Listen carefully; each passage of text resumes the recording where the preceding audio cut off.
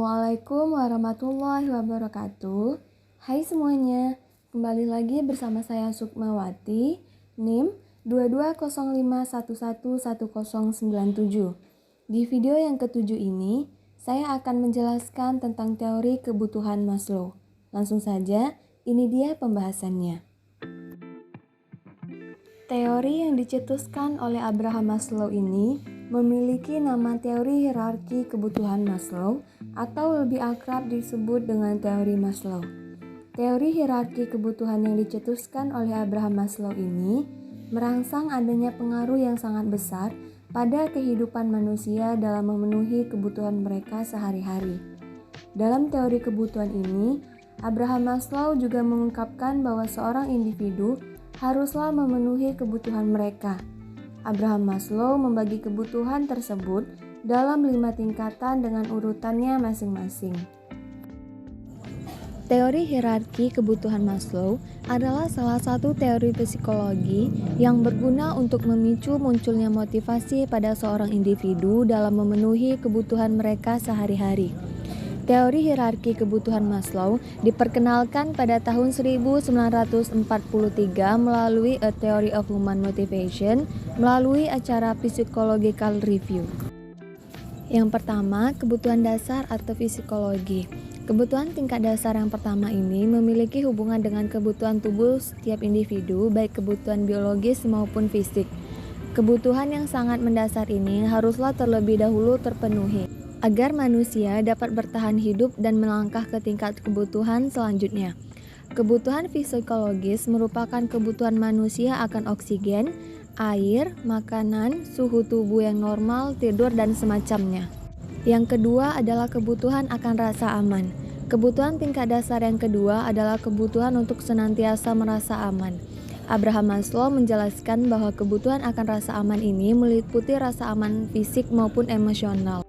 Untuk kebutuhan akan rasa aman dapat dicontohkan dengan contoh seperti kebutuhan akan rasa aman dari bahaya yang akan mengancam, kebutuhan perlindungan dari tindak kriminalitas, kebutuhan rasa aman dari ancaman penyakit, kebutuhan rasa aman dari bahaya bencana alam, dan lain sebagainya. Yang ketiga adalah kebutuhan sosial. Kebutuhan tingkat ketiga adalah kebutuhan mengenai aspek sosial yang ada di masyarakat, seperti kebutuhan untuk merasakan cinta, kasih sayang, dan memiliki hak kepemilikan terhadap suatu hal. Dalam tingkat ini, Abraham Maslow memberikan pendapat mengenai alasan mengapa seorang individu mencari cinta. Abraham Maslow menjelaskan latar belakang dari aspek tersebut karena didasari oleh kesepian, kesendirian, depresi, stres, serta kecemasan berlebihan.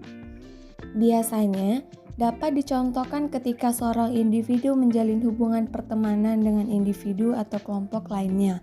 Selain itu, kebutuhan pada tingkat ketiga ini juga meliputi kebutuhan untuk dapat menjalin pertemanan dengan individu lain, membentuk keluarga, bersosialisasi dengan suatu kelompok, beradaptasi dengan lingkungan sekitar, serta berada dalam lingkungan masyarakat. Yang keempat adalah kebutuhan mendapatkan penghargaan. Kebutuhan tingkat selanjutnya yaitu tingkat keempat adalah kebutuhan untuk mendapatkan penghargaan. Penghargaan yang dimaksud dalam tingkat kebutuhan ini tidaklah selalu penghargaan berupa piala atau hadiah. Maksud dari kata penghargaan di sini adalah harga diri. Setiap individu berhak mendapatkan harga diri mereka. Harga diri dapat berasal dari diri sendiri maupun orang lain. Ketika kebutuhan pada tingkat ini dapat terpenuhi, maka secara otomatis akan memunculkan kebutuhan untuk merasakan penghormatan. Rasa menjadi kepercayaan orang lain dan menstabilkan diri sendiri. Dari hal itu, dapat kita simpulkan kebutuhan ini adalah tentang pangkat, gelar, serta profesi. Setelah seorang individu berhasil memenuhinya, maka secara otomatis rasa percaya diri individu tersebut akan melejit dengan pesat. Tingkat percaya diri yang tinggi tentu akan mempengaruhi peran sosial dari individu tersebut. Dan yang kelima adalah kebutuhan untuk mengaktualisasikan diri. Kebutuhan tingkat tertinggi yaitu kebutuhan untuk mengaktualisasikan diri. Kebutuhan ini dapat tercapai apabila seorang individu berhasil memenuhi keempat kebutuhan sebelumnya. Aktualisasi diri dapat diartikan sebagai wujud sesungguhnya untuk mencerminkan harapan serta keinginan seorang individu terhadap dirinya sendiri. Dalam penggambaran aktualisasi diri yang diberikan oleh Abraham Maslow, aktualisasi diri ini berperan sebagai kebutuhan seorang individu untuk memutuskan keinginan mereka. Untuk mengaktualisasikan diri bukanlah sesuatu hal yang mudah untuk dilakukan, karena dalam memenuhi kebutuhan ini, seorang individu haruslah mendapatkan dukungan yang cukup dari berbagai pihak. Selanjutnya, kita akan menganalisis cerpen berjudul Pantai Cermin oleh Dini Rahma Widianti. Cerpen ini adaptasi dari cerita rakyat asal mulai Pantai Cermin, daerah Siak Hulu. Adapun sinopsis dari cerpen tersebut adalah, cerpen ini berkisah tentang seorang permaisuri yang tidak suka mendengar keributan. Namun di suatu ketika, terjadi keributan yang membuat permaisuri marah karena keinginannya tidak terpenuhi. Untuk menenangkan permaisuri, seorang pati datang membawakan berita baik yang telah lama dinanti permaisuri.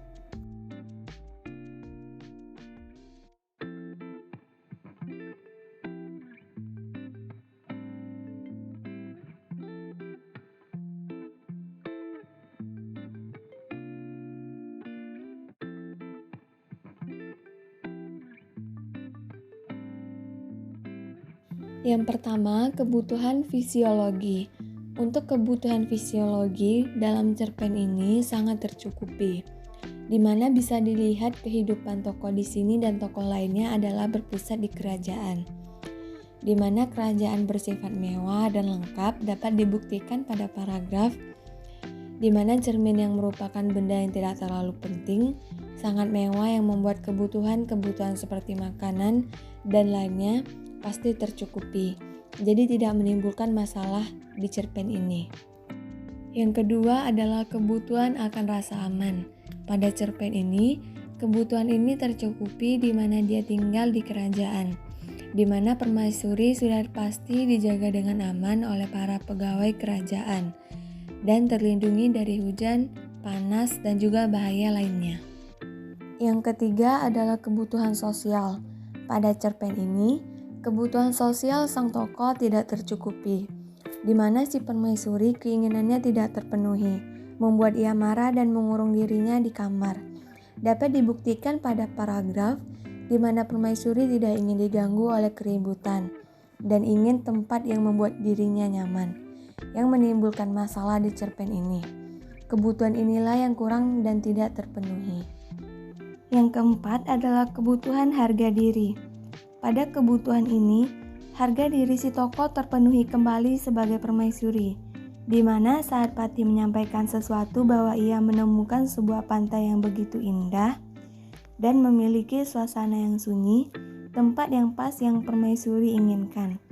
Dapat dilihat di paragraf, membuat permaisuri dari sedih dan kecewa menjadi senang ketika mendengar bahwa ada tempat seperti itu.